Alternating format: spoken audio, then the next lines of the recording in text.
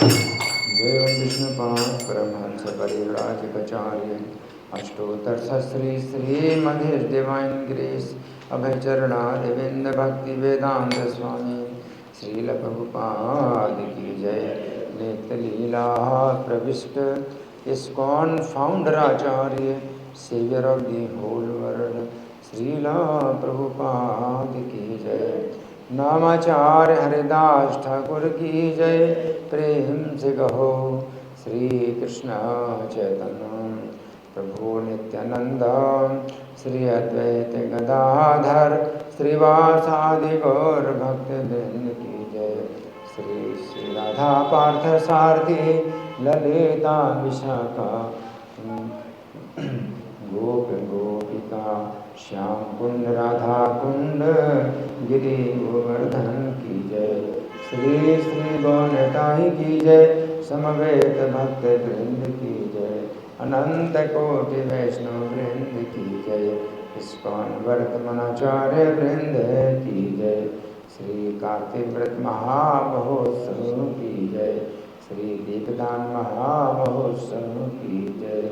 गौर प्रेमानंदी और glories to single devotees और glories to single devotees और ग्लोरीज टू सिंगल डिवोटीज और glories to Shri Guru and ओम नमो भगवते वासुदेवाय।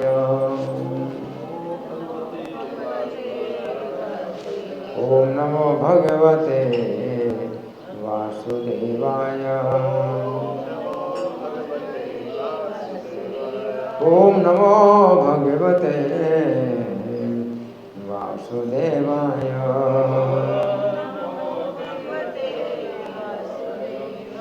ग्रंथराज श्रीमद् भगवद गीता यथारूप अध्याय 4।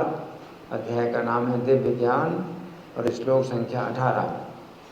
ठीक है, श्लोक संख्या 18।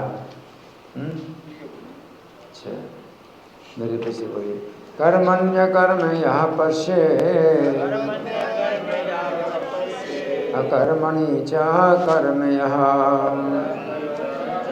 सबुद्धिमान् मनुष्येषु सयुक्तः कृत्स्नः कर्म कृत्। कर्मण्य कर्म यः पश्येत् अकर्मणि च कर्म यः सबुद्धिमान् मनुष्येषु सयुक्तः कृत्स्नः कर्म कृत्। कर्मण्य कर्म यः पश्येत् अकर्मणि च कर्म यः सबुद्धिमान् मनुष्येषु सयुक्तः कृत्स्नः कर्म कृत्।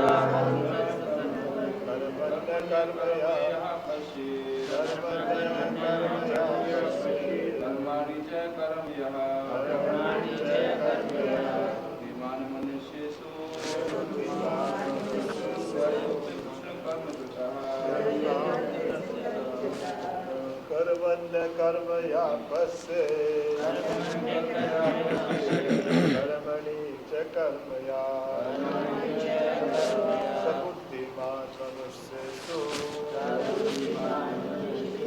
सयुक्तः कर्म कृत्। कर्मण्य कर्म या पश्येत् अकर्मणि च कर्म या बुद्धिमान मनुष्येषु सत्कर्म कृत्। कर्मण्य कर्म यः पश्येत् कर्माणि च कर्म या बुद्धिमान् मनुष्येषु सयुक्तः कर्म यः पश्येत् कर्माणि च कर्म सबुद्धिमान् मनुष्येषु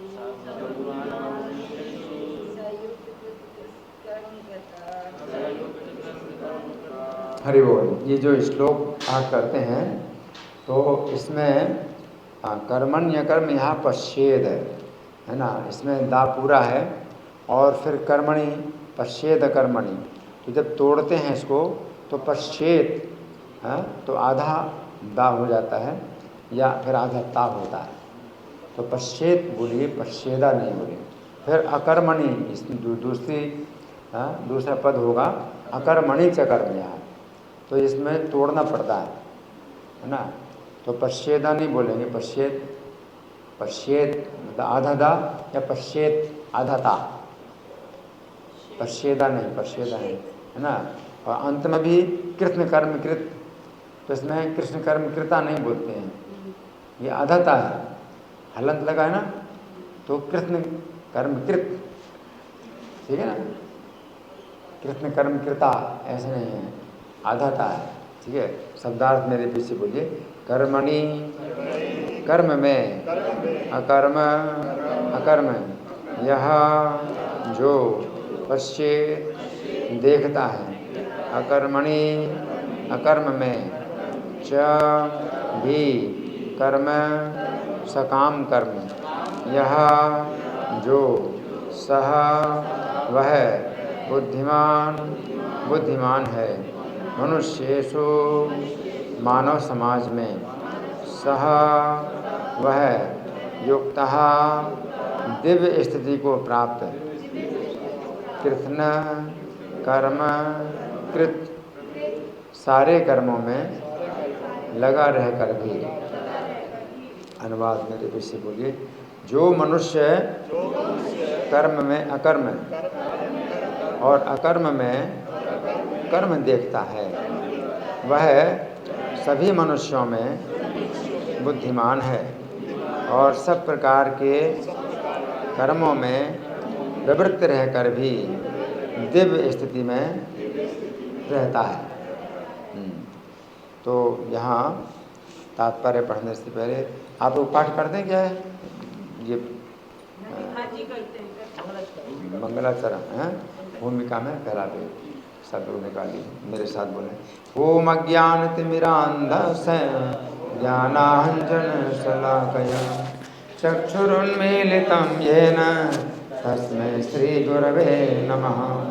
श्रीचैतन्यमनोभीष्टं स्थापितं येन भूतले स्वयं रूपः कदा मह्यं ददाति स्वपदान्तिकं। वन्देऽहं श्रीगुरो श्रीयुतपदकमलं श्रीगुरून् वैष्णवांश्च श्रीरूपं साग्रजातं सागणरघुनाथान्वितं तं सजीवं साद्वैतं सावधूतं परिजनसहितं कृष्णचैतन्यदेवं श्रीराधा कृष्णपादां सहगणललिता श्रीविशाखान्वितांश्च। हे कृष्ण करुणा सिंधु दीनबंधो जगत्पते गोपेश गोपिका कांत राधा कांत नमोस्तुते। तप्त कांचन गौरांगी राधे वृंदावनेश्वरी वृषभानुसुते देवी प्रणमामि हरिप्रिये।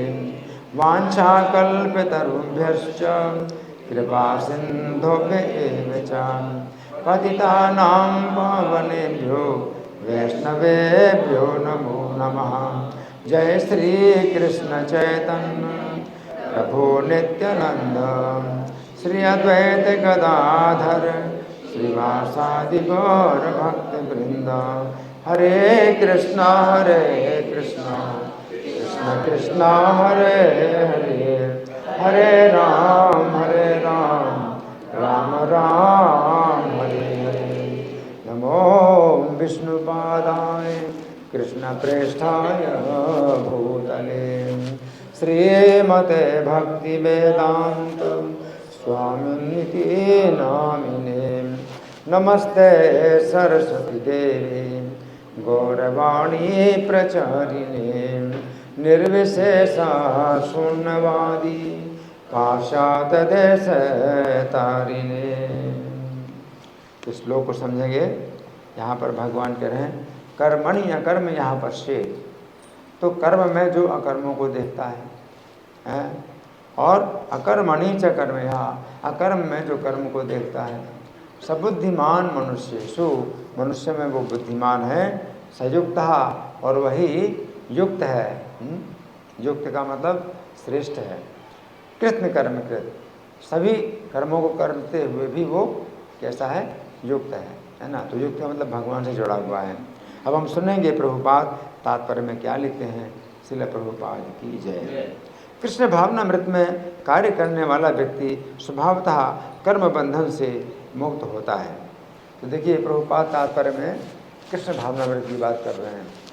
तो ये भगवद गीता एक विशेष है जो कि दूसरी गीता से अलग है। ये भगवद गीता यथारूप जो प्रभुपाद दे रहे हैं और इसमें भक्ति वेदांत तात्पर्य दे रहे हैं, ये बिल्कुल अलग है। क्योंकि जहाँ भी जो है सामान्य लोग जो है गीता की चर्चा करते हैं तो उसमें फिर भक्ति की बात ही नहीं आती। जहाँ भक्ति की बात होती है वहाँ तो भक्ति की बात करेंगे, जहाँ भक्ति की बात नहीं होती वहाँ भक्ति की बात करते ही नहीं, बिल्कुल नहीं करते। कर्मण्य कर्म यहाँ पर हैं। तो हमने जितनी गीता के मतलब भाष्य पढ़े तो इस श्लोक में कहीं भी भक्ति की बात आती नहीं। वो यही सोचते हैं भाई वो जो देखता है इस प्रकार से देखता है तो खाली देखता है, लेकिन करता क्या है? करता कुछ नहीं, करना कुछ नहीं, केवल देखना है, केवल समझना है ना।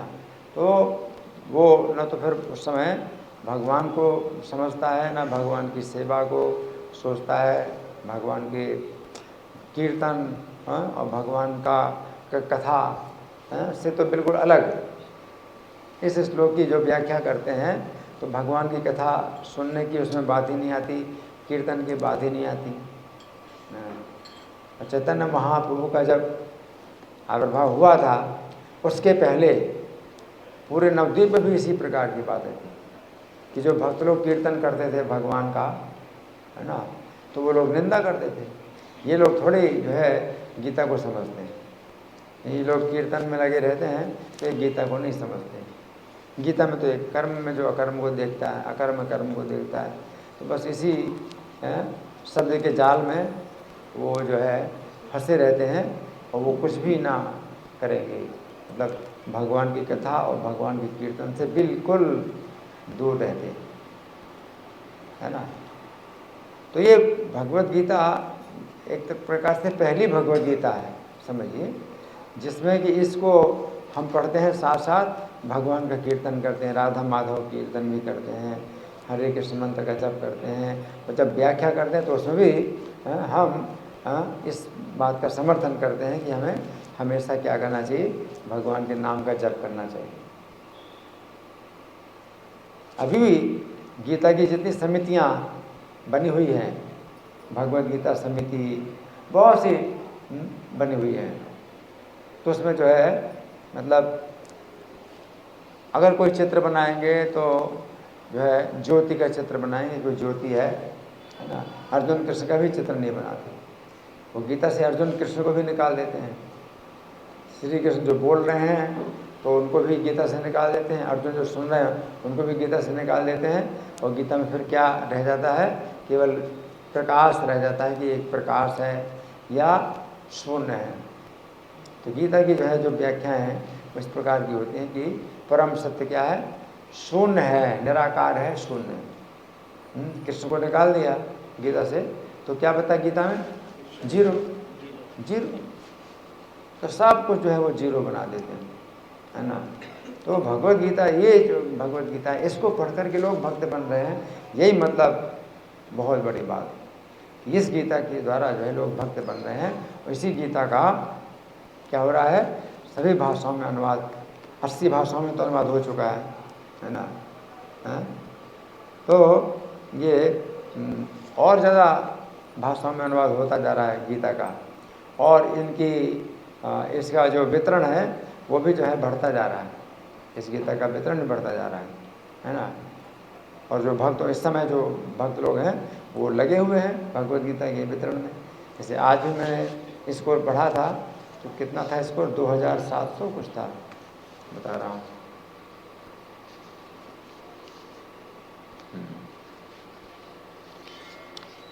एक दिन में जो है भक्तों ने जो कल का स्कोर है टोटल है ये तो ये वाला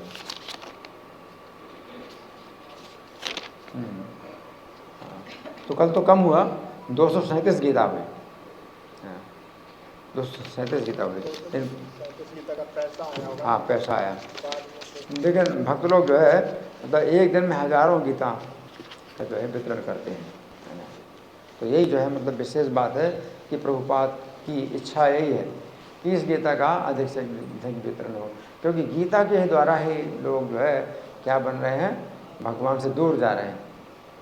जबकि गीता में भगवान जो बात बताते हैं, मेरी शरण में आओ और मेरे भक्त बनो, मेरे मुझ में मन को लगाओ, मुझे नमस्कार करो, तो वही चीज़ जो है मतलब इस गीता के प्रत्येक श्लोक में मिलती है।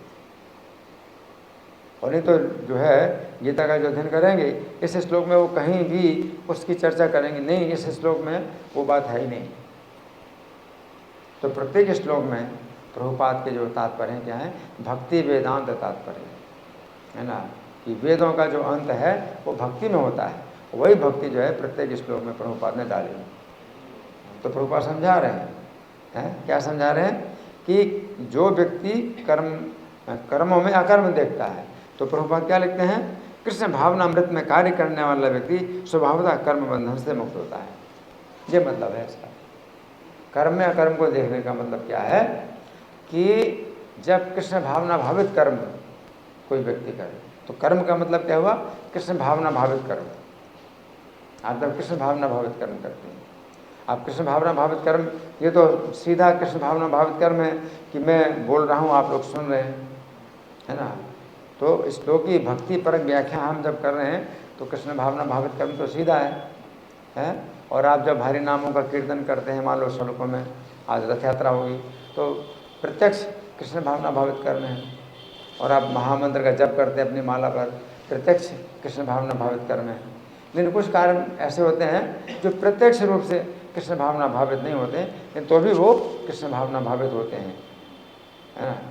और वो कैसे होते हैं कर्म, कि जैसे मान लो आप मंदिर के लिए ज़मीन ले रहे हैं और जैसे रथ यात्रा के लिए सड़क में जो है पुलिस की परमिशन ले रहे हैं, तो ऐसे लगता है कि ये तो कृष्ण भावना भावित कर्म नहीं, लेकिन वो भी कृष्ण भावना भावित कर्म है।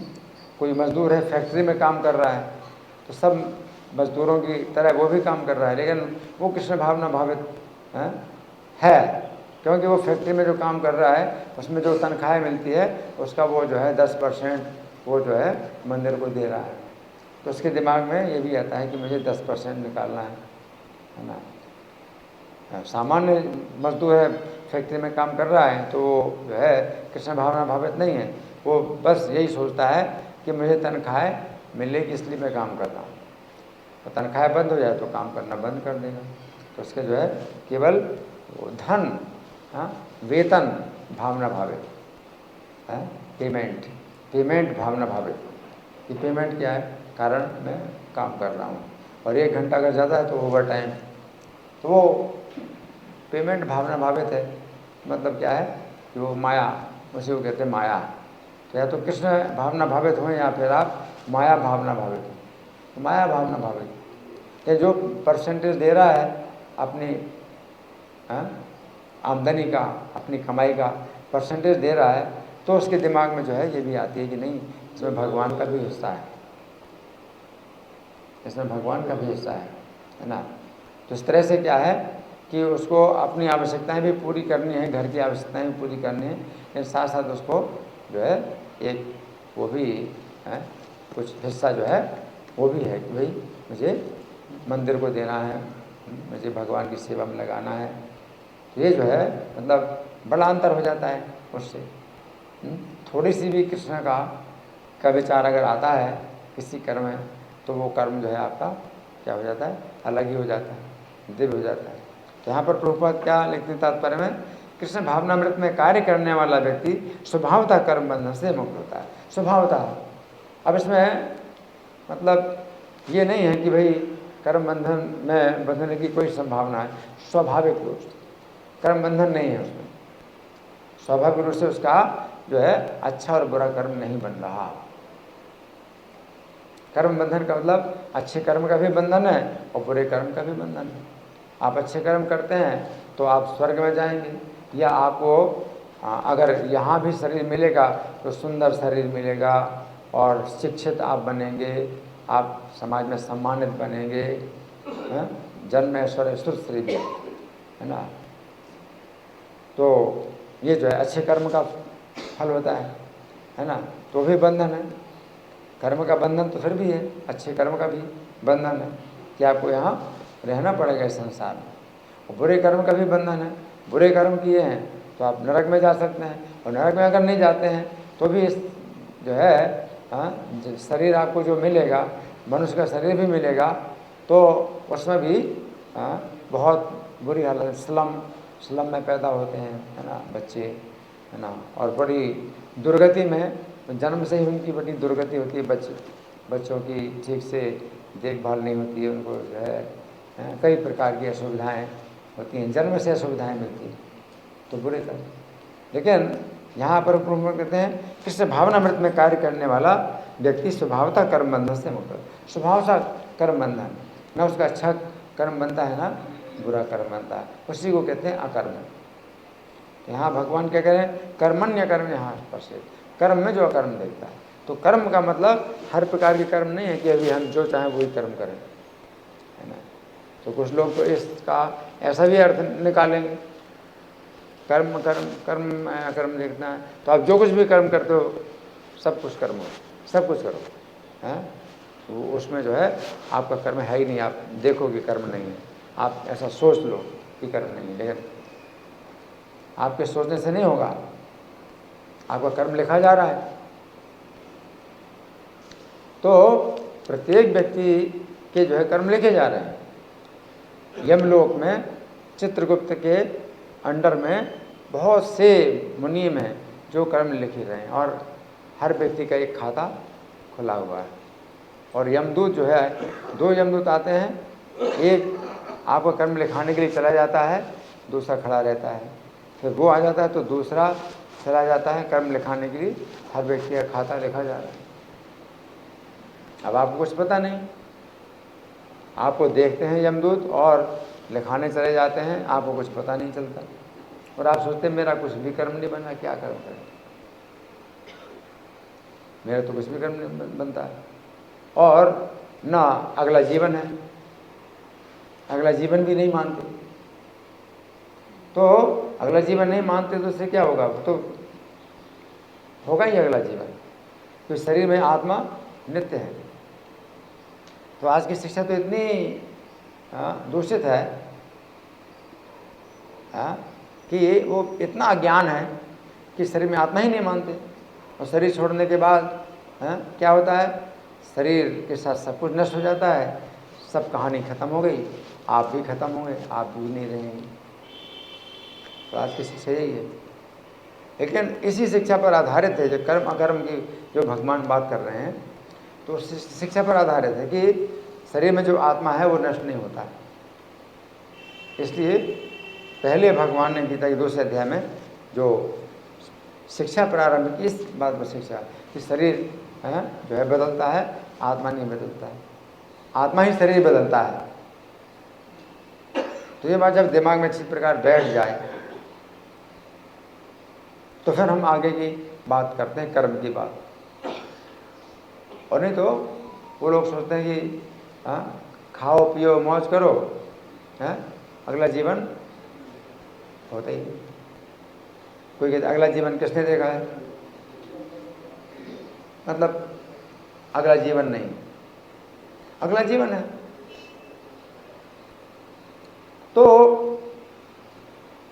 वो जो आपका खाता बना हुआ है, आपके नाम का खाता बना हुआ है और आपके कर्म लिखे जा रहे हैं, जब शरीर छोड़ेंगे तो आपको वहाँ ले जाया जाएगा और वहाँ खड़ा किया जाएगा।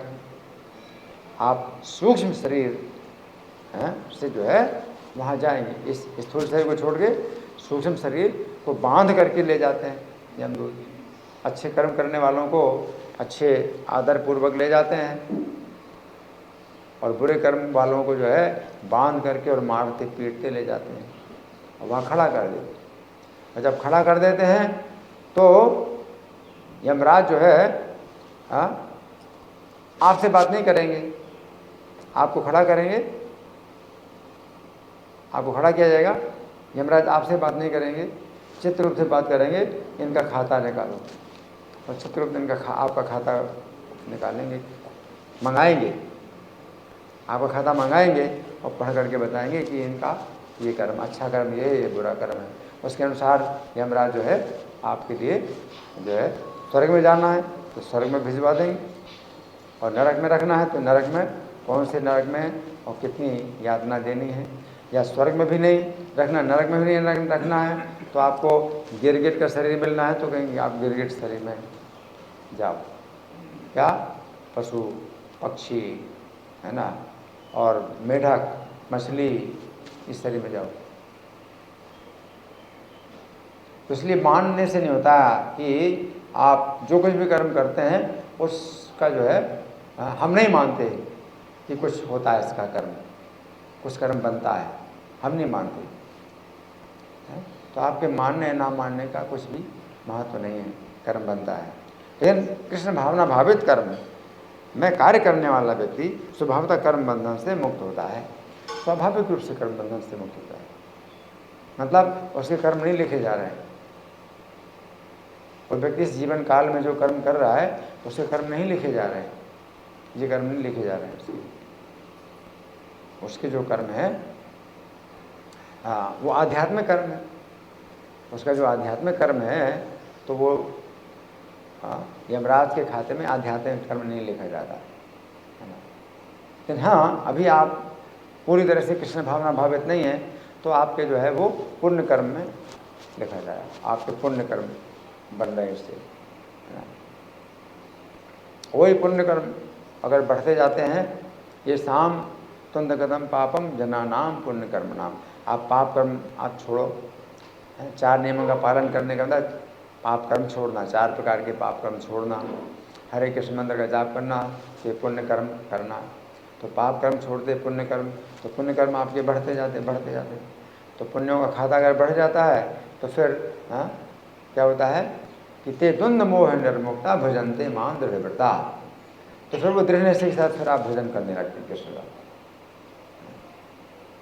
जब कृष्ण का दृढ़ निश्चय के साथ भजन करने लगते हैं तो फिर वो जो पुण्य आपके जो बढ़ते गए है ना, तो इतना बढ़ जाता है कि फिर आपका खाता जो है फिर वो मतलब बंद हो जाता है।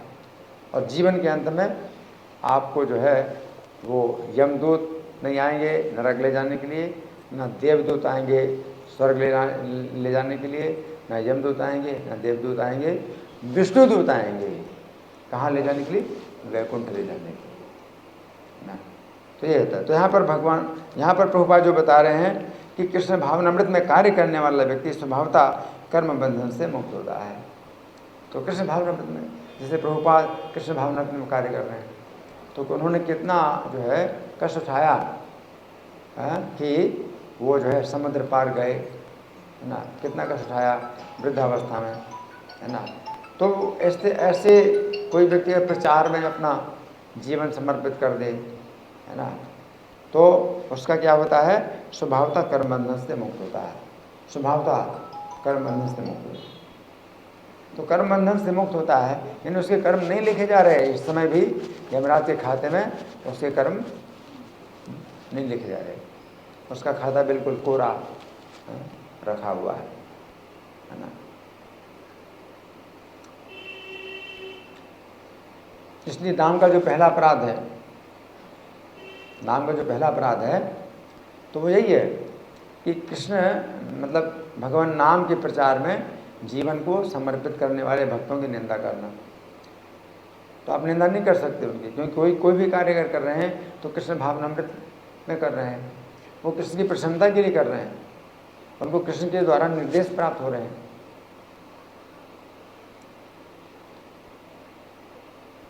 अंदर से कृष्ण के निर्देश प्राप्त हो रहे हैं। लेकिन जब तक कृष्ण के निर्देश आपको अंदर से नहीं प्राप्त होते, तो पूरी तरह से शुद्धि नहीं हुई हृदय की, तो वो कृष्ण के निर्देश अगर आप मान लेंगे कि कृष्ण के निर्देश प्राप्त हो रहे हैं तो निश्चित नहीं कि कृष्ण के निर्देश प्राप्त हो रहे हैं, क्योंकि अंदर शत्रु भी हैं, काम, क्रोध, लोभ, मोह, मद, मत्सर, 6 शत्रु भी हैं।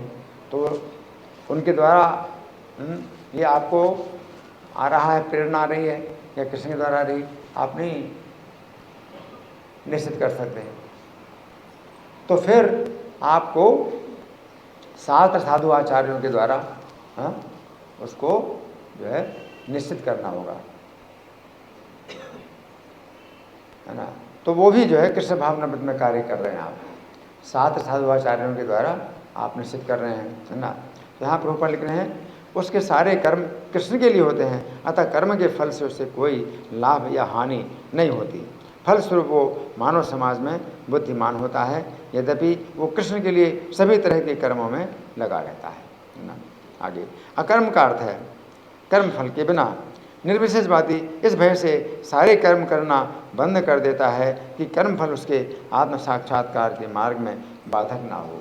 तो प्रभुपाद क्या बताए? निर्विशेषवादी, निर्विशेषवादी का मतलब क्या है? ईश्वर को वे जो है निर्विशेष मानते, मतलब ईश्वर का कोई आकार नहीं है और ईश्वर की कोई इच्छा नहीं है, ईश्वर का कोई नियंत्रण नहीं है, मतलब ईश्वर एक प्रकार से निराकार है और निष्क्रिय है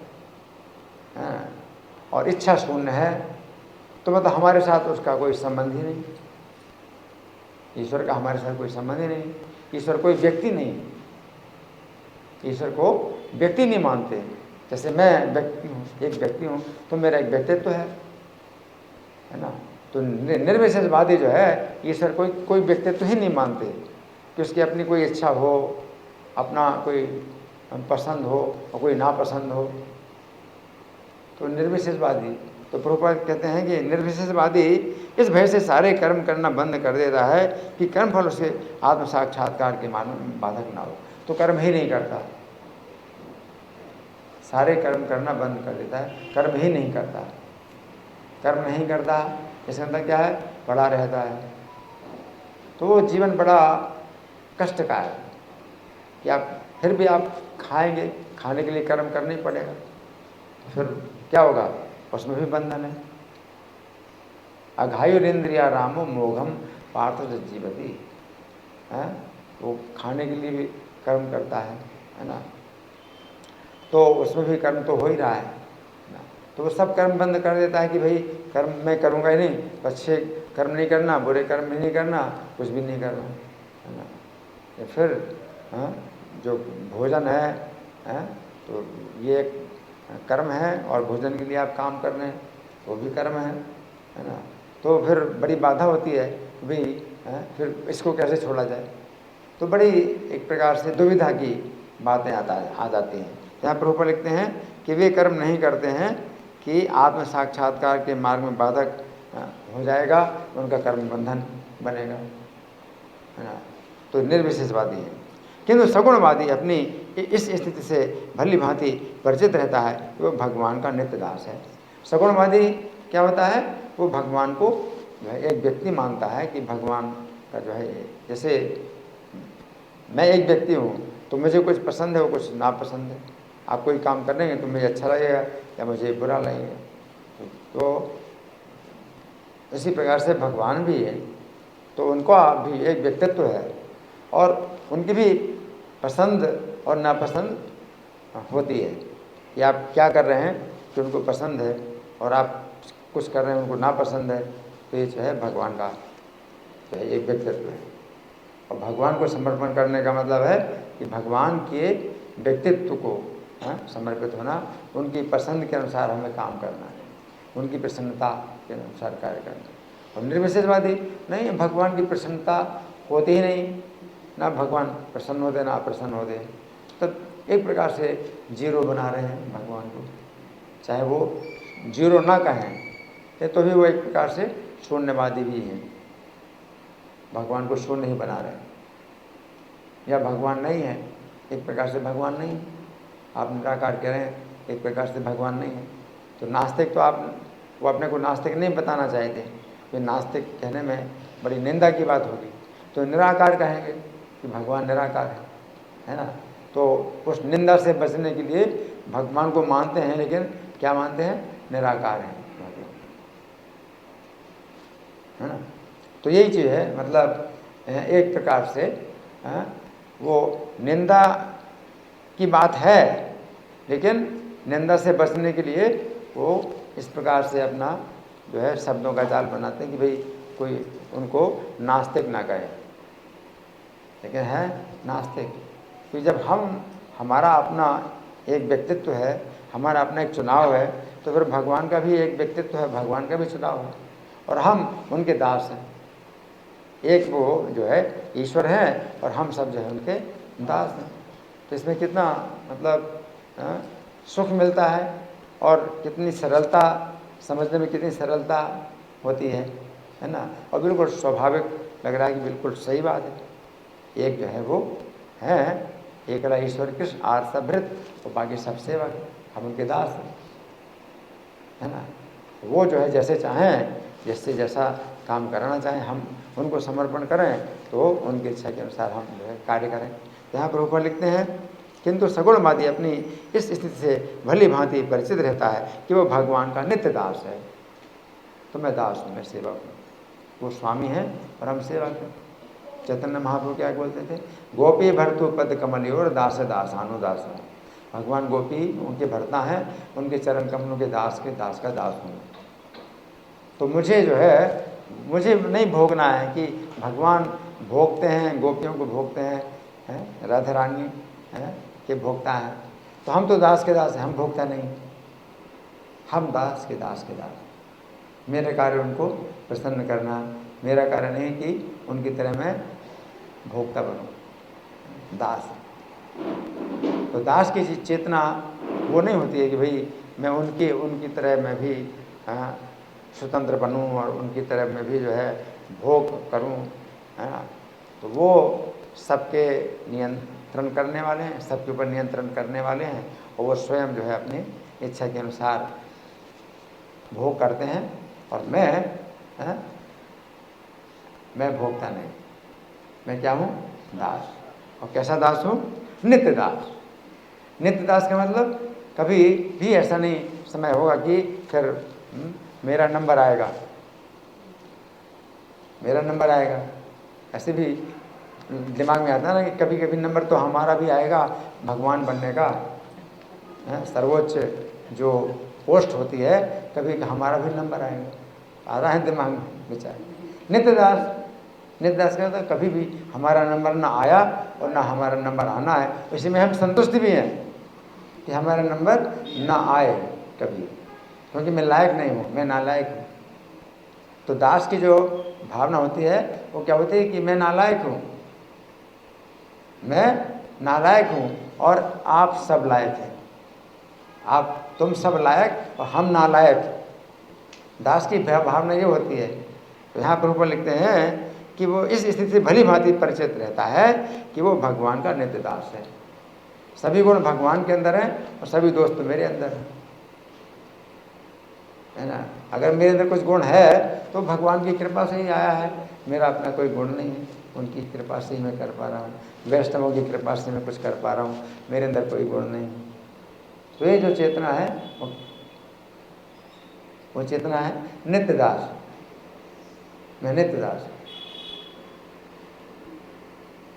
मैं नष्ट कभी नहीं होता, लेकिन मेरे अंदर बहुत दोष हैं और जो है कोई गुण नहीं।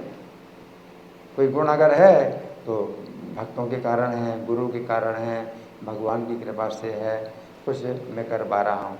तो ये जो है नित्य दास की चेतना होती है। तो यहाँ प्रभु लिखते हैं, अतः वो अपने आप को कृष्ण भावनामृत के कार्यों में तत्पर रखता है। तो कृष्ण भावनामृत मतलब कृष्ण को प्रसन्न करने के लिए।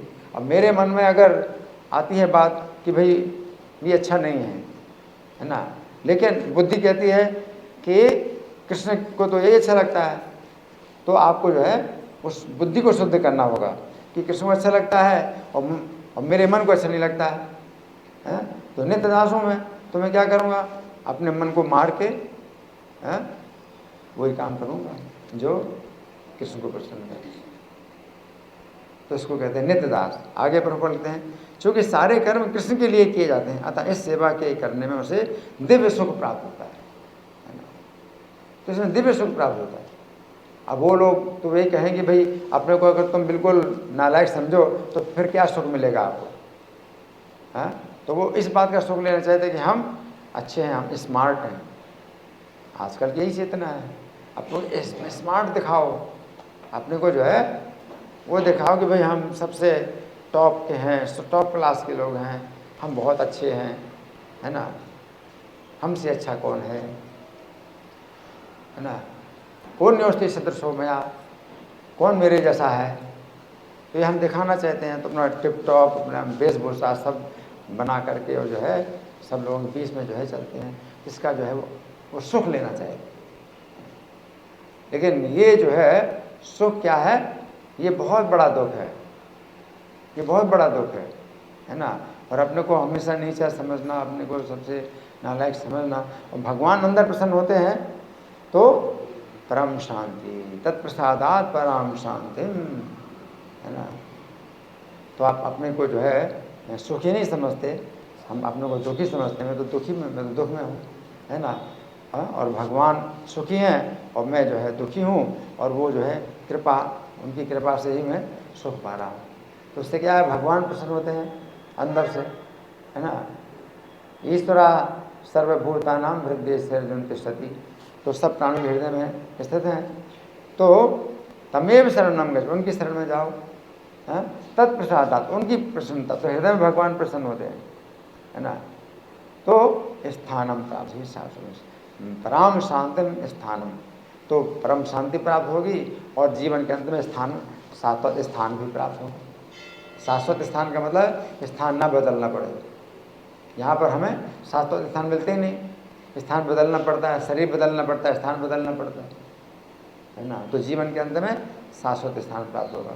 यहाँ पर ऊपर लिखते हैं कि अतः ऐसे सेवा करने में उसे दिव्य, इस सेवा के करने में उसे दिव्य सुख प्राप्त होता है। जो इस विधि में लगे रहते हैं वे व्यक्तिगत इंद्रिय तृप्ति की इच्छा से रहित होते हैं, है ना।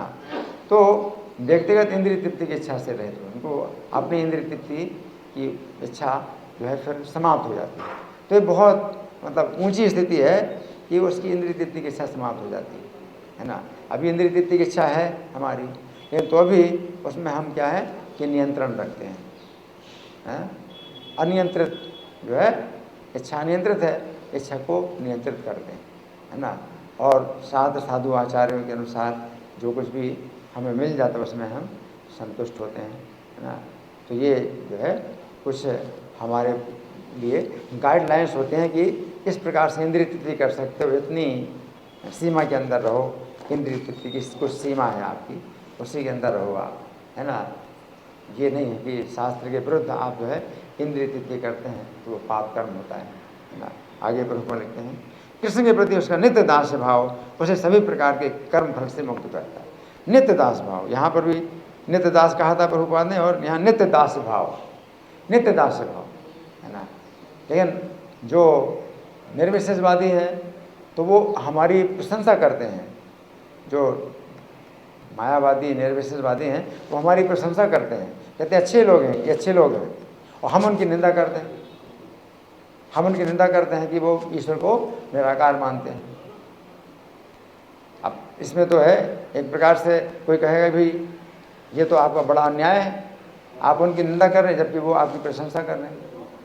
तो वो हमारी प्रशंसा करते हैं, इस भाव से प्रशंसा करते हैं कि ऐसी भक्ति में लगे रहो, एक दिन तुम क्या हो जाओगे, भगवान बन जाओगे, एक दिन तुम भगवान में एक हो जाओगे। ऐसी भक्ति में लगे रहो तो एक दिन तुम भगवान बन जाओगे। तो वो हमारी प्रशंसा कर रहे हैं कि ठीक है अच्छे, आप अच्छे हैं, एक दिन आप भगवान बन जाओ। हम उनकी निंदा कर रहे हैं। तो ये अगर एक दिन हम भगवान बन जाएंगे तो आप भक्ति कर ही नहीं रहे, आपकी भक्ति शुरू ही नहीं हुई। भक्ति तो तब शुरू होती है कि जब मैं कभी भगवान नहीं बन सकता, मैं नित्य दास होऊंगा। इसलिए इस विचार का हम शुरू से ही खंडन करते रहते, इस विचार का हम शुरू से ही खंडन करते रहते हैं कि जीवेर स्वरूप हो कृष्ण, हमारा स्वरूप ही है कृष्ण का नित्य दास। तो ऐसा नहीं होता है कि भाई जैसे कई बार किसी कंपनी का एक नौकर है, सबसे नीचे था और आगे चल कर के बॉस बन गया, ऐसा हो जाता है। तो ऐसा तो लोग सोचते हैं ऐसे भगवान के साथ भी होगा, एक दिन हम भी भगवान बन जाएंगे। और कंपनी का बॉस है वो फिर बाद में जो है मारा फिरता है, तो भगवान फिर हमारी तरह कोई जीव बन जाएंगे, हम भगवान बन जाएंगे। तो इस तरह के विचार, इस तरह की संभावना अगर आपने करी तो भक्ति आपकी शुरू नहीं हुई, है ना। तो कई बार इसको पूतना का भाव कहा जाता है। पूतना की भावना क्या है?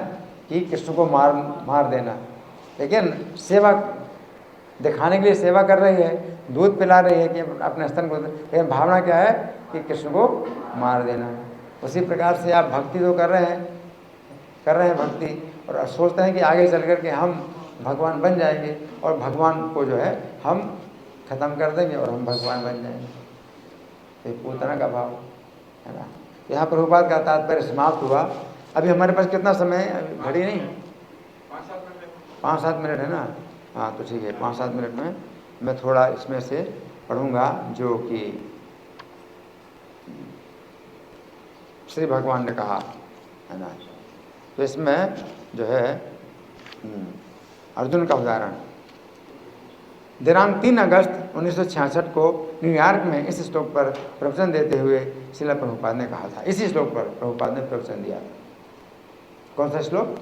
तो आज का श्लोक प्रभुपाद ने प्रवचन दिया था न्यूयॉर्क में। अर्जुन को देखिए, अर्जुन युद्ध कर रहे हैं और दूसरे दल में दुर्योधन भी युद्ध कर रहा है। प्रभुपाद क्या उदाहरण दे रहे हैं? इसी श्लोक की व्याख्या में अर्जुन को देखिए, अर्जुन युद्ध कर रहे हैं और दूसरे दल में दुर्योधन भी युद्ध कर रहा है। अब आप किस प्रकार समझेंगे कि अर्जुन कर्म से नहीं बंध रहे हैं? हाँ, अर्जुन कर्म से नहीं बंध रहे हैं और दुर्योधन कर्म से बंध रहा है। दोनों दल युद्ध कर रहे हैं। बाहर से तो हम केवल इतना ही देख सकते हैं कि वे दोनों युद्ध में लगे हैं, परंतु कौन कर्म से बंध रहा है और कौन कर्म से नहीं बंध रहा है? अर्जुन कर्म से नहीं बंध रहे हैं। क्यों? क्योंकि वे श्री कृष्ण के आदेश से युद्ध कर रहे हैं। तो हमें इस प्रकार देखना है कि कौन व्यक्ति कृष्ण भावनामृत में कार्य कर रहा है ना। ऐसे श्लोक की व्याख्या तो बहुत लंबी है ना, हमने तो सब बिंदु लिए भी नहीं है ना। इसमें क्या है कि एक है अकर्मणि च कर्म, यहाँ अकर्म में कर्म को देखता है कि जो अकर्म है ना, कि कर्म ना करने में अकर्म को देखता है, तो वो बुद्धिमान है। अब जो व्यक्ति इस प्रकार से अकर्म, तो देखिए अकर्म जो पहले भगवान ने अकर्म शब्द का प्रयोग किया था तो वो था कर्म बंधन से मुक्ति। फिर दूसरी बार जो अकर्म शब्द का भगवान प्रयोग कर रहे हैं उसका मतलब कर्म नहीं करना, कर्म का त्याग करना। एक ही शब्द का इसी श्लोक में 2 बार प्रयोग हो रहा है अलग अलग अर्थों में। कर्म शब्द का भी 2 बार भगवान प्रयोग कर रहे हैं इस श्लोक में, इसी श्लोक में अलग अलग अर्थों में है कर्म, और अकर्म शब्द का भी प्रयोग कर रहे हैं भगवान इस एक ही श्लोक में अलग अलग अर्थों में। तो पहला जो कर्म है वो है कृष्ण भावना भावित कर, और अकर्म का पहला जो अकर्म है उसका अर्थ है कर्म बंधन से मुक्ति। फिर दूसरी बार भगवान के अकर्मणि च कर्म, अकर्म में जो कर्म को देखता है। अब यहाँ अकर्म दूसरी बार जो भगवान शब्द का प्रयोग कर रहे हैं, इसका मतलब कर्म छोड़ दिया उसने। वो नहीं कर्म बंधन से छूटना, बल्कि अपने कर्म नहीं कर रहा है, अपना कर्म नहीं कर रहा वो, है ना। तो उसमें कर्म, अब यहाँ कर्म का दूसरा शब्द जो भगवान प्रयोग कर रहे हैं यहाँ दूसरे अर्थ में कि कर्म बंधन है, उसको कर्म का बंधन प्राप्त होगा, है ना। तो यहाँ पर बताया है कि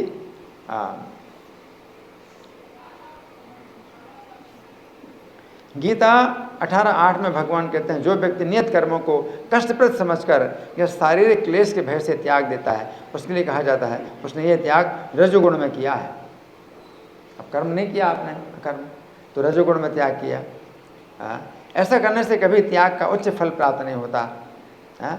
तो उस श्लोक के तात्पर्य में प्रभुपाद लिखते हैं, यदि कोई प्रातःकाल जल्दी उठकर दिव्य कृष्ण भावनामृत को अग्रसर करता है तो उसे चाहिए कि डर कर या ये सोचकर कि ऐसे कार्य कष्टप्रद हैं उन्हें त्यागे नहीं। ऐसा त्याग रजोगुण ही है। आप कहते हमने ये भी त्याग दिया, हम तो बड़े त्यागी हैं, हम मंगल आरती में भी नहीं आते, हमारा बहुत बड़ा त्याग है। आप बहुत बड़े महात्मा हैं कि आपने मंगल आरती मैं आना त्याग दिया, तो कष्ट मान करके आपने त्यागा, वे मंगल आरती में कष्ट होता है, सवेरे की साधना में कष्ट होता है, ऐसा त्याग रजोगुणी होता है। रजोगुणी कर्म का फल सदैव दुखद होता है। यदि कोई व्यक्ति इस भाव से कर्म त्याग करता है तो उसे त्याग का फल कभी नहीं मिल पाता। ये प्रभुपाद का तात्पर्य था। चूंकि व्यक्ति दुखों से बचने के लिए कर्म का त्याग करता है तो उसके ऐसे अकर्म में कर्म बन जाता है। इस प्रकार का अकर्म वास्तव में रजोगुणी त्याग के रूप में एक रजोगुणी कर्म बन जाता है। और गीता 14:16 में भगवान कहते हैं रजसस्तु फलम दुखम, अर्थात रजोगुणी कर्म का फल दुख होता है। तो यहाँ पर व्यक्ति ने दुख से छूटने के लिए अकर्म किया, अर्थात कर्म का त्याग किया, परंतु उस अकर्म में ऐसा कर्म बन गया जिससे पुनः दुख का बंधन प्राप्त हुआ। आप दुखों से बचने के लिए आप मंगल आरती में नहीं आते, दुखों से बचने के लिए आप माला जप नहीं करते, कहते हम बंधना नहीं चाहते, बंधन में तो दुख होता है, तो हम कभी हरे कृष्ण मंत्र का जाप करो, नहीं हम इस मंत्र से बंधना नहीं चाहते, बंधन में तो दुख होता है ना। तो आप नहीं बंधे इस हरे कृष्ण मंत्र के जप करने से दुख मान करके, तो आप कहाँ से बंधेंगे? आप दुख से बंधेंगे। तो हरे कृष्ण मंत्र के जप करने में जो बंधन है, तो वो जो दुख है, वो दुख जो है प्रारंभ में विष की तरह है और परिणाम में अमृत की तरह है ना। और आप जो है हरे कृष्ण मंत्र से नहीं जब बंध रहे, तो वो क्या है कि प्रारंभ में अमृत की तरह है और परिणाम में विष है ना।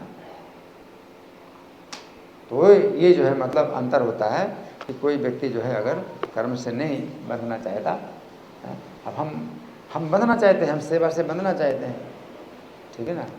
तो कर्मण्य कर्म यहाँ पर से, तो हम इस कर्म से बंधना चाहते हैं कि मुझे अपनी सेवा में लगाओ, मुझे अपनी सेवा में लगाओ, हम ये प्रार्थना करते हैं, ठीक है।